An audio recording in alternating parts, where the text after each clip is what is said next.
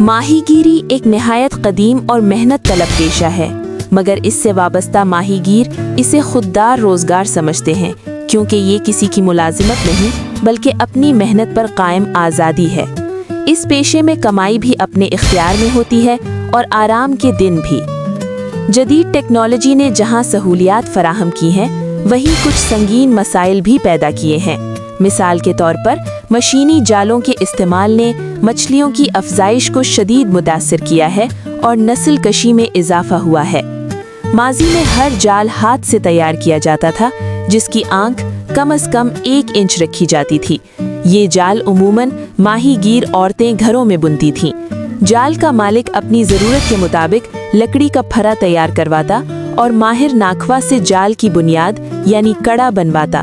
بعد ازاں یہ بنیاد جال بننے والی عورتوں کے سپرد کی جاتی، ساتھ ہی ریشم کے دھاگے کے ریل یا ڈیرے اور بانس سے بنی تور 4 سے 6 انچ سائز 5 سے 8 عدد فراہم کی جاتی۔ دھاگا ختم ہونے پر مالک مزید ریل یا ڈیرے مہیا کرتا۔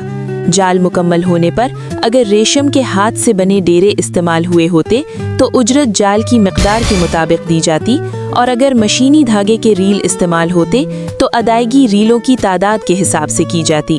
یہ اجرت اس دور کی عورت کے لیے خود مختاری کا مضبوط ذریعہ تھی اور گھر کے اخراجات میں بڑی مددگار بھی۔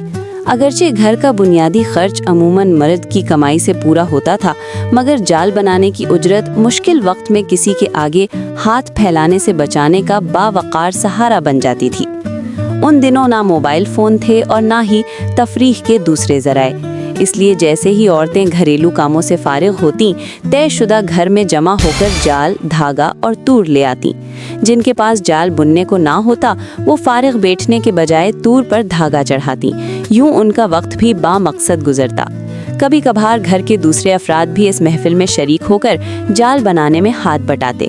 مشینی جالوں نے جہاں اور کئی نقصانات پہنچائے، وہیں یہ سماجی محفلیں بھی آہستہ آہستہ ختم ہو گئیں اور یوں ایک خوبصورت روایت ماند پڑتی چلی گئی۔